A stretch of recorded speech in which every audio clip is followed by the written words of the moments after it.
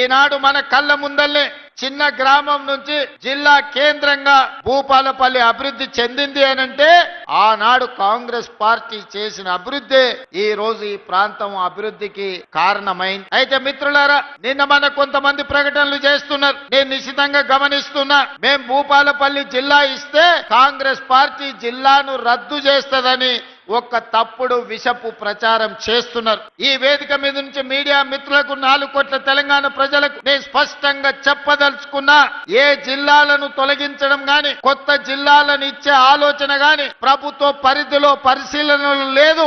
ఎన్నడైనా జిల్లాలను పునర్వ్యవస్థీకరించాలి, లేకపోతే రేషనలైజ్ చెయ్యాలి అని అంటే బహిరంగంగా ప్రజలకు చెప్పి శాసనసభలో చర్చ చేసి ప్రతిపక్షాల సూచనలు తీసుకున్న తర్వాతనే జిల్లాల గురించి ఆలోచన చేస్తాం.